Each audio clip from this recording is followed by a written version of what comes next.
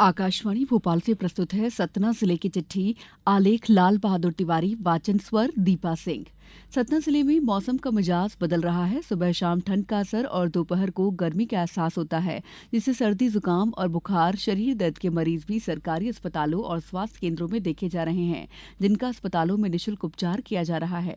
जिले में commissioner Rewa BS Jamod और आईजी रीवा साकेत प्रकाश पांडे ने सतना रेलवे स्टेशन का निरीक्षण कर यात्रियों की सुरक्षा और सुरक्षित आवागमन के लिए की गई व्यवस्थाओं का जायजा लिया। वहीं महाकुंभ के दौरान collector doctor Satish Kumar S और पुलिस अधीक्षक आशुतोष गुप्ता ने चित्रकूट पहुंचकर कुंभ मेले से चित्रकूट आने वाले श्रद्धालुओं और तीर्थयात्रियों की सुरक्षा तथा सुविधा के लिए की गई व्यवस्थाओं का निरीक्षण किया।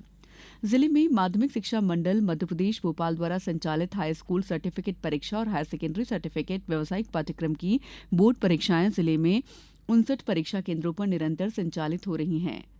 परीक्षा केंद्रों और आसपास धारा 163 के तहत प्रतिबंधात्मक आदेश जारी किए गए हैं। सतना जिले में मुख्यमंत्री डॉक्टर मोहन यादव ने खेल अधोसंरचना के अंतर्गत नागौद के खेल परिसर में 1 करोड़ 69 लाख रुपए लागत से नवनिर्मित इंडोर स्पोर्ट्स कॉम्प्लेक्स का वर्चुअल लोकार्पण किया। नागौद के स्थानीय कार्यक्रम में नगरीय विकास और आवास राज्य मंत्री प्रतिमा बाकरी ने कहा कि व्यक्ति के जीवन में शिक्षा के साथ शारीरिक विकास के लिए खेल भी अत्यंत आवश्यक है। सतना में आत्मनिर्भर और स्वावलंबी गांवों के चित्रकूट मॉडल को संपूर्ण प्रदेश में विस्तारित करने के उद्देश्य से दीनदयाल शोध संस्थान चित्रकूट और मध्यप्रदेश जन अभियान परिषद के संयुक्त तत्वावधान में राज्य भर के जन अभियान परिषद के अधिकारियों के 2 दिवसीय आवासीय प्रशिक्षण कार्यशाला का शुभारंभ किया गया। उप मुख्यमंत्री राजेंद्र शुक्ल ने विकास के विविध आयामों जैसे कृषि, स्वास्थ्य, शिक्षा, अधोसंरचना के विकास में मध्यप्रदेश की उपलब्धियों पर प्रकाश डाला। सतना में नगरीय विकास और आवास राज्य मंत्री प्रतिमा बाकरी ने रैगांव विधानसभा क्षेत्र के अंतर्गत ग्राम नदना, वसुधा और धामा ग्राम में 6 करोड़ 62 लाख 23 हजार रुपए लागत के निर्माण कार्यों का भूमि पूजन और लोकार्पण किया। उन्होंने कहा कि रैगांव विधानसभा क्षेत्र के गांवों में कई वर्षों से पुल निर्माण कराए जाने की मांग की जा रही थी। जिले की 8 तहसीलों में स्वामित्व योजना के तहत गत दिवस अब तक 15,087 हितग्राही परिवारों को भू अधिकार पत्र तैयार कर वितरित किए गए हैं। स्वामित्व योजना के तहत जिले के चयनित 900 गांवों में आबादी भूखंडों की संख्या 1,05,931 है। सतना और मैहर जिले में आमजनों को साइबर सुरक्षा और साइबर क्राइम से बचाव के बारे में जागरूक किया जा रहा है। इसी क्रम में सतना जिले में गत दिवस कलेक्टर द्वारा जागरूकता वाहन को हरी झंडी दिखाकर रवाना किया गया।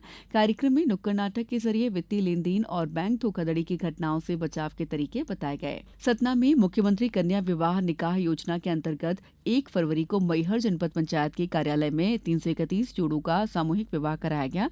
वहीं नगर परिषद उचेहरा में आयोजित मुख्यमंत्री सामूहिक कन्या विवाह निकाह सम्मेलन में 45 जोड़ों और जनपद पंचायत सोहावल के अंतर्गत कोठी के ठाकुर रणमत सिंह स्टेडियम में 292 जोड़ों का विवाह संपन्न कराया गया। सतना को मीजल्स रूबेला मुक्त भारत बनाने की दिशा में डॉक्टर सतीश एस कुमार ने जिलेवासियों से अपील की कि 9 माह से 5 साल तक के सभी बच्चों के एमआर के 2 टीके लगाकर उन्हें मीजल्स और रूबेला जैसी जानलेवा बीमारियों से सुरक्षित करें।